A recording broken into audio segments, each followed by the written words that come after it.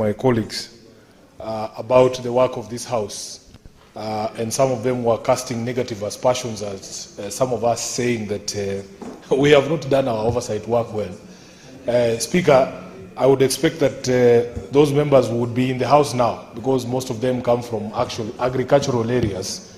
And I remember very correctly, Honorable Speaker, that the question of minimum guaranteed returns for our farmers was a promise that was made by the current administration.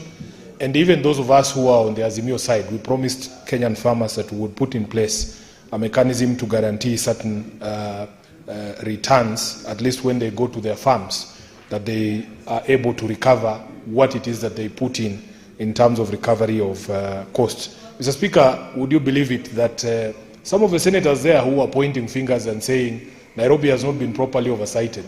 I remember, Honorable Speaker, that as a member of the County Public Accounts Committee, the chair of PAC sometimes has to restrain some of these senators from praising their own governors when they appear before these committees.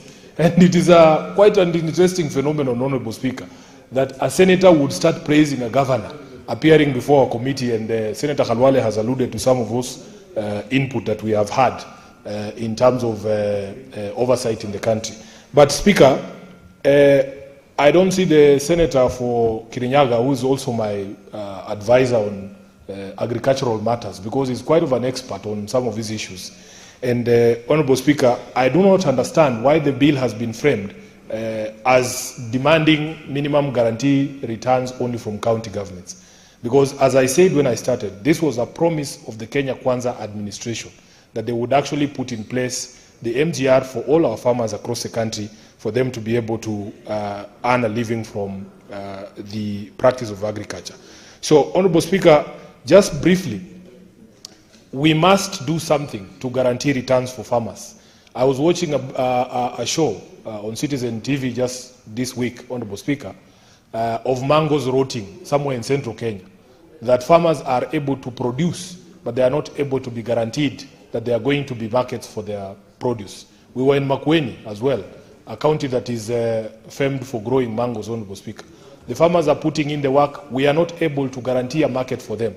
What this bill is doing, Honorable Speaker, is actually putting the load on the county governments, that the county governments must somehow find money to pay these farmers for their produce, whether or not the county government will have an outlet for that produce at some point.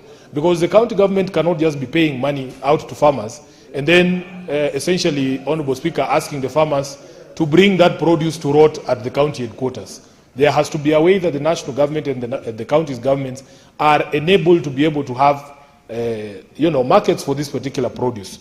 So, Speaker, I think when we go through the bill itself, and the majority leader has encouraged us to pay attention to the committee of the whole stage of these bills, that we are able to bring in amendments that will make sense of the entire bill. I know that the mover of this bill, Senator Veronica Maina, is also very passionate about agriculture. And I remember one time, Honorable Speaker, when debate on the finance bill of 2024 was raging, she gave me the story of her, I think it was her grandmother, who had only one avocado tree at that particular moment in time, and she was being told that she was going to pay tax on that avocado, and it was very upsetting to her. So I am hoping that when we have this discussion with her, I was not here when she started to move the bill, but she also has to tell us now whether her grandmother has a guaranteed place that she can sell these avocados that she produces, or are we essentially binding county governments to be the buyers or the final buyers of the agricultural produce that comes from our farms? I thank you, Honorable Speaker.